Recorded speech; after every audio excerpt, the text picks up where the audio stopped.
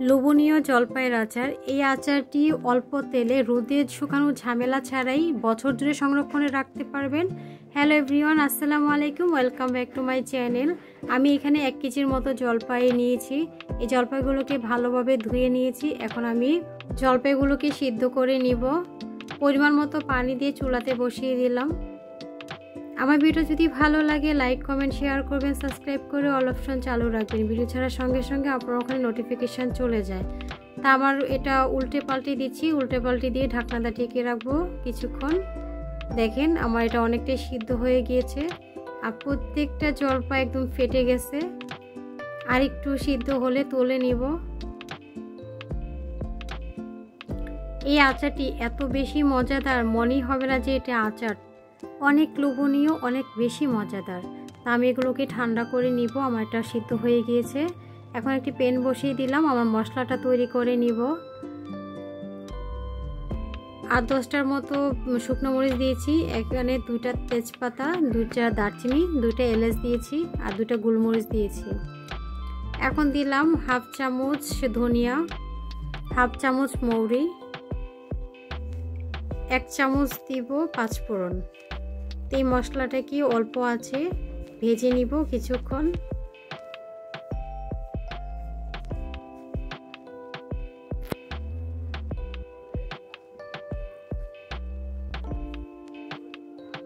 আমার মশলাটা প্রায় হয়ে গিয়েছে। এই পর্যায়ে আমি তুলে নিব। তুলে ঠান্ডা করে ব্লেন্ডার জারে ব্লেন্ড করে নিয়েছি। দেখেন আমি মশলাটাকে আধা ভাঙ্গা করেছি। আমার জলপাইটা ঠান্ডা হয়ে গিয়েছে। এই পর্যায়ে আমি এটা ভেঙে নিব। দেখেন হাতে কিভাবে ভেঙে নিচ্ছি।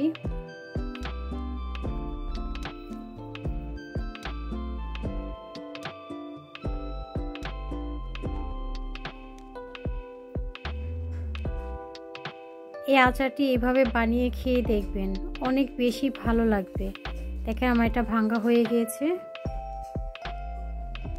এখন আমি চুলাতে চলে যাব।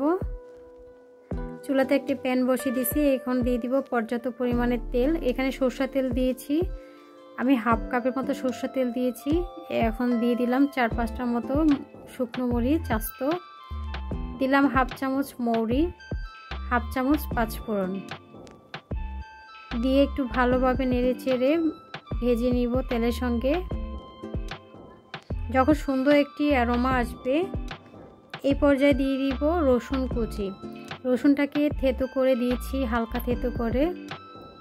থেতো করে দিলে সুন্দর একটি অ্যারোমা আসে, খুব ভালো লাগে। আচার থেকে খুব সুন্দর একটি অ্যারোমা আসে। তাই অবশ্যই এইভাবে চেষ্টা করবেন এই ফোড়নটা দেওয়ার জন্য।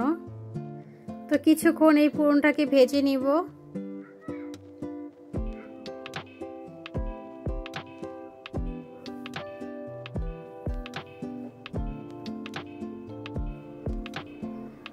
এখন আমার ভাজা হয়ে গেছে। এই পর্যায়ে আমি দিয়ে দিব জলপাইগুলোকে। দিয়ে ভালোভাবে নেড়ে চেড়ে মিশিয়ে নিব ফোড়নের সঙ্গে।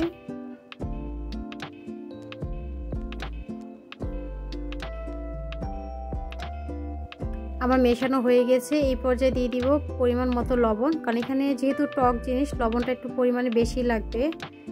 এখন দিব 1/2 চামচ হলুদের গুঁড়া, 1/2 চামচ মরিচের গুঁড়া দিয়ে ভালোভাবে মিশিয়ে নিব সবগুলো উপকরণ। এইভাবে অবশ্যই আপনারা এই আচারটি ট্রাই করবেন, অনেক বেশি লোভনীয় হয়।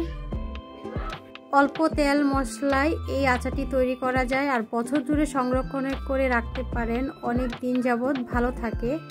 এখন দিলাম 1 টেবিল চামচ সরষে বাটাটা দিয়ে ভালোভাবে মিশিয়ে নিব।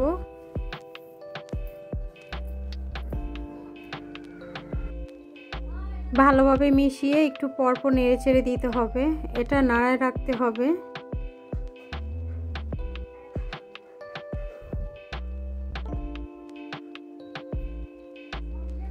এই পর্যায়ে দিয়ে দিব চিনি।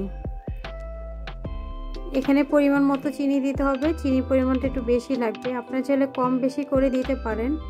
আমি যেহেতু টক মিষ্টি বানাবো সেজন্য আমি চিনিটা মিডিয়াম দিয়েছি।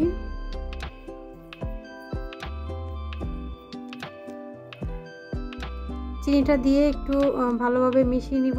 আস্তে আস্তে আমার চিনিটা গলে আসতেছে, সম্পূর্ণরূপে গলে গেছে চিনিটা। এখন ভালোভাবে নাড়ায় রাখতে হবে, নেড়ে চেড়ে মিশিয়ে দিতে হবে। এখন দিব আচারে যে মশলাটা তৈরি করে রেখেছিলাম সেটা।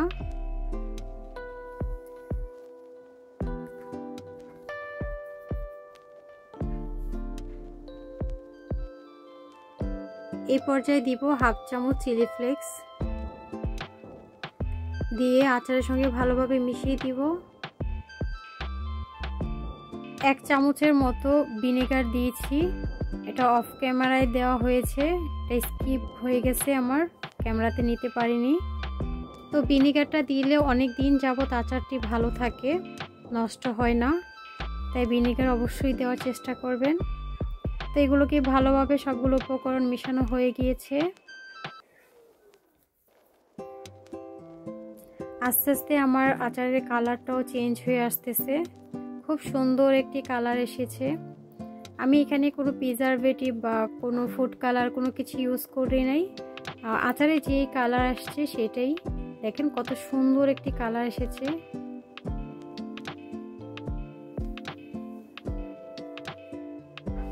অনেক ভালো লাগে এই আচারটি, এভাবে করে খেতে পারেন, অনেক বেশি মজাদার। টক ঝাল মিষ্টি আচার।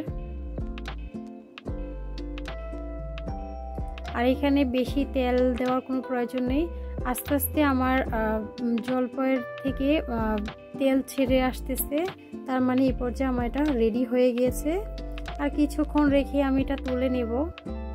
দেখেন আচারের থেকে তেল উঠে আসতেছে।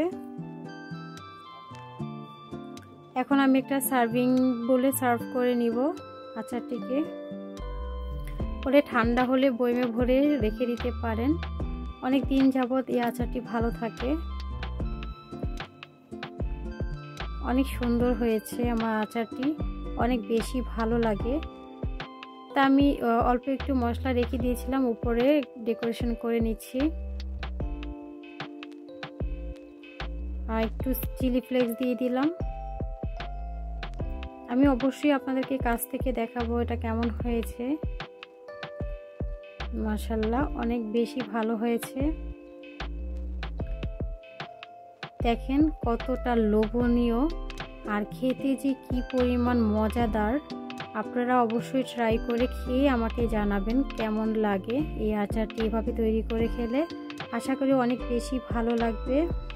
তা আমার ভিডিও যদি ভালো লাগে লাইক কমেন্ট শেয়ার করবেন, সাবস্ক্রাইব করে অল অপশন চালু রাখবেন, ভিডিও ছাড়ার সঙ্গে সঙ্গে আপনার ওখানে নোটিফিকেশান চলে যায়। রোদ কিংবা গরম থেকে আসলে অনেক সময় টক খেতে খুব ইচ্ছে করে, বাসায় যদি এরকম একটা লোভনীয় আচার হয় খুব ভালো লাগে খেতে। আর খিচুড়ি কিংবা খুদের পথের সঙ্গে তো সে জমে যাবে, এরকম একটি আচার অনেক বেশি ভালো লাগবে।